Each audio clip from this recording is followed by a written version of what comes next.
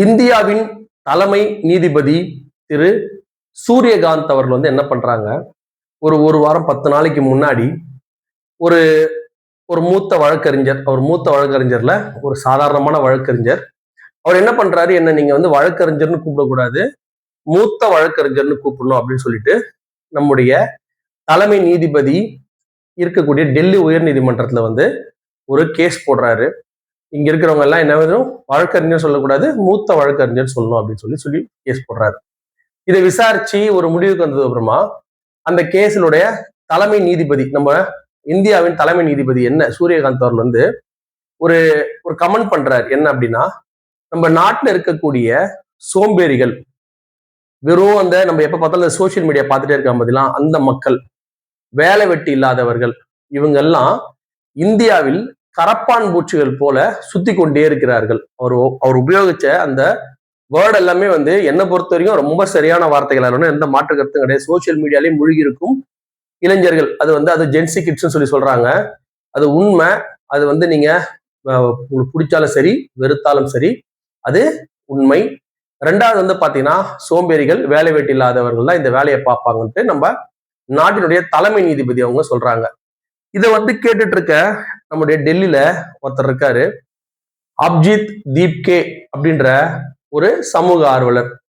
அவர் எப்படிடா இருப்பார் அப்படின்னு பாத்தீங்கன்னா, ஒரு 30 வயசு 32 வயசு இருக்கக்கூடிய அவர் ஒரு சமூகத்துல என்னென்ன விஷயங்கள் நடக்குதோ அது அடிக்கடி என்ன பண்ணிட்டு இருப்பாரு, சோசியல் மீடியால போட்டு இந்த தலைமை நீதிபதி சொன்ன மாதிரி இருக்கக்கூடிய கரப்பாம்பூச்சில ஒரு பெரிய கரப்பாம்பூச்சி அவர் தான் போல இருக்கு. அவர் தான் என்ன பண்றாரு, அந்த நேரத்துல இதை பார்த்தோன்னா அவருக்கு ஏதோ மனசுல ஒரு பெரிய ஒரு உறுத்தல் தோண்டி இருக்கு. என்னடா இது, நம்மள அவரை சொன்னதாவே அவர் என்ன பண்றாரு, ஃபீல் பண்றாரு, நம்மள மாதிரி ஆளு சொல்லிட்டாரா இவரு, சரி இதை விடக்கூடாது அப்படின்னு சொல்லிட்டு என்ன பண்றாரு, அவருக்கு உள்ள இருந்து அவர் சொன்னதுல தலைமை நீதிபதி சொன்ன விஷயம் அவருக்கு புரிஞ்சுதா புரியலையான்னு தெரியல. சோசியல் மீடியாவிலேயே இருக்கக்கூடிய சோம்பேறிகள், வேலை வெட்டி இல்லாதவர்கள் இந்த ஆயா கதை பேசுவாங்க. அந்த காலத்துல நீங்க பாத்தீங்கன்னா ஆயா கதைன்னுவாங்க. சோசியல் மீடியா இந்த மாதிரி டிவிங்க எல்லாம் இல்லாத காலத்துல பாத்தீங்கன்னா, ஒரு இடத்துல ஒரு 10 கிழிங்க உட்காந்து பேசுவாங்க. ஊர் கதை, உலக கதை, பக்கத்து வீட்டு கதை, ஏத்து வீட்டு கதை, கண்ட கதையை பேசி அந்த குடும்பத்தையே நாசமாக்குவாங்க. அந்த மாதிரி இப்போ ஆயங்க கூட கதை பேசுறது இல்ல. இந்த இளைஞர்கள் என்ன பண்றாங்க, இளைஞன் சொல்லக்கூடிய இந்த ஜென்சி கிட்ஸ் என்ன பண்றாங்க அப்படின்னா, ஆயா கதை பேசுற மாதிரி இந்த போனை எடுத்து வச்சுட்டு அவனை பேசு, எவனுமே நல்ல விஷயத்த பேசுறது இல்ல. இவன் அவனை திட்டுறது, அவனை திட்டுறது. இந்த ஒரு பார்ட்டியை பிடிச்சிப்பாங்க, இந்த வாட்டி எப்பா இவனை காலி பண்ணப்பான்னு ஒரு முடிவு பண்ணிட்டாங்கன்னா அந்த இன்ஸ்டாகிராம்லயும் அதுல ஷார்ட்ஸ் சும்மா ஒரு 30 செகண்ட் 10 செகண்ட் 5 செகண்ட் வீடியோ ஈஸியா போட்டுறானுங்க பசங்க.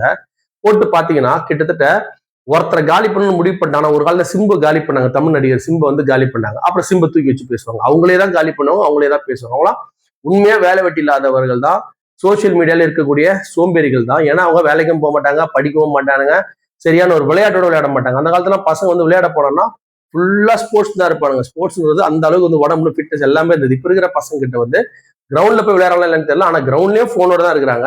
யாரும் பக்கத்துல இருந்தா கூட போன்ல தான் பேசுவாங்க தவிர பக்கத்துல பேசி காமெடி பண்ணி ஜாலியா தான் இந்த சீசன்ல கிடையாதுன்னு நினைக்கிறேன். அவங்க தான் தலைமை நீதிபதி சொன்னார், அந்த காலத்து ஆயாக்கள் தான் இந்த மாதிரி கதை பேசக்கூடிய இளைஞர்கள். என்ன பொறுத்த வரைக்கும் நீங்க எங்களை என்னதான் சொன்னாலும் சரி, உண்மையை நம்ம சொல்றது தவறு கிடையாது. இவங்க ஒரு பெரிய புரட்சியை பண்ணி ஒரு விஷயத்த சாதிச்சிருவாங்க அப்படின்ட்டு இவங்க எல்லாம் பண்றாங்க.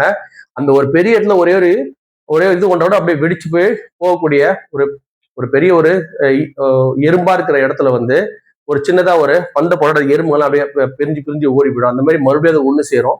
ஆனா அதனால என்ன ப்ரோஜன்றது தெரியல. அந்த மாதிரி இந்த பசங்க எல்லாமே என்ன பண்றாங்கன்னா, இந்த சோசியல் மீடியா இந்த இன்ஸ்டாகிராம் வச்சுட்டு அதுல எல்லாம், ஏன்னா அவங்க பேசுறவங்க யாருன்னு தெரியாது, அவனை ஃபாலோ எல்லாம் பண்ண முடியாது. ஸோ அந்த மாதிரி பண்ணி இந்த நாட்டை கெடுக்கிறாங்க அப்படின்னு தலைமை நீதி சொன்னதை இந்த டெல்லி வாலிபர் என்ன பண்றாரு, இந்த அப்ஜித் தீப்கே அப்படின்றவர் என்ன பண்றாருன்னா, ஒரு பெரிய அதை என்ன பண்றாரு, காக்ரோச் பாரதிய ஜனதா கட்சி மாதிரி காக்ரோச் ஜனதா கட்சி அப்படின்னு ஒண்ணு ஓபன் பண்ணி விடுறாரு. காக்ரோச் ஜனதா பார்ட்டின்னு ஒண்ணு ஓபன் பண்ணி விடுறாரு.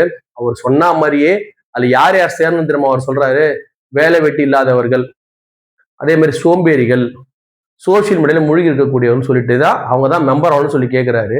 அதுல உலகத்திலேயே அதிகமான சோசியல் மீடியா வச்சு மெம்பர் வச்சிருக்கிற பார்ட்டி பாரதிய ஜனதா பார்ட்டி. இந்த இன்ஸ்டாகிராம்ல அதிகமான ஃபாலோவர்ஸ் வச்சுக்கிறது அந்த மாதிரி பெரிய பெரிய கட்சிகள். அந்த உலகத்துல இருக்கிற எல்லா கட்சிகளோட அதிகமான கட்சி மெம்பர் ஃபாலோவர்ஸ் இந்த கரப்பாம்பூச்சி ஜனதா கட்சி வாங்கியிருக்கு அப்படின்னா, நீங்க யோசிச்சு பாருங்க, அத்தனை கோடி பேர் அவர் சொல்ற மாதிரி வெட்டியா தான் இருக்கானுங்க பொழுது. கிட்டத்தட்ட 22 மில்லியன் அப்படின்றது நீங்க பாருங்க, எத்தனை எத்தனை பேர் ஜாயின் பண்ணிடுவாங்க. அத்தனை பேர் வந்து கிட்டத்தட்ட தலைமை நீதிபதி சொன்ன மாதிரி சோசியல் மீடியாலையும் அதே மாதிரி சோம்பேறிகளாகவும் வேலை வெட்டிலாம் தான் இருக்காங்க பொழுது. இது இவங்க இதுல சேர்ந்து சேர்ந்து வந்து எல்லாத்தையும் மாத்த போறாங்க அப்படின்னா என்னத்தை அவங்க மாத்த போறாங்கன்னு தெரியல. ஆனா அவங்க இப்ப லேட்டஸ்டா எடுத்துருக்க அந்த நீட்டை பத்தி, அந்த தர்மேந்திர பிரதானை பத்தி அவங்க பேசின விஷயம் எனக்கு பிடிச்சிருந்தது. ஏன்னா ஒண்ணு பண்ணி இந்த நீட்ன்ற ஒரு எக்ஸாம் வந்து கண்டிப்பா தமிழ்நாடுல தூக்கணும் அப்படின்னு தான் தமிழக அரசியலர் எல்லாருமே சொல்லிட்டு இருக்காங்க. அந்த நீட்ல வந்து ஒரு பெண் வந்து உள்ள போகும்போது அவங்க காதுல போட்டிருக்க கம்மல், மூக்குத்தி அப்படி எல்லாத்தையுமே கட்டி செக் பண்றவங்க இந்த கொஸ்டின் பேப்பர்ல எவ்வளவு பெரிய தப்பு பண்ணியிருந்தாங்க அப்படின்னு நினைக்கும் போது நமக்கு அவ்வளவு கஷ்டமா, அது ஊரெல்லாம் சரி பண்ணிட்டு உள்ளுக்குள்ள தப்பு வச்சுக்கிறாங்க. இந்த மாதிரி ஒரு ஒரு பாரதிய ஜனதா கட்சி மத்திய அரசுல இருக்கிற இந்த பாரதிய ஜனதா கட்சியில இருக்கிற திரு தர்மேந்திர பிரதானை வந்து எதிர்த்து இப்ப அவங்க போட்ட ட்வீட் வந்து ஒரு நாள் நல்லா போயிட்டு இருக்கு.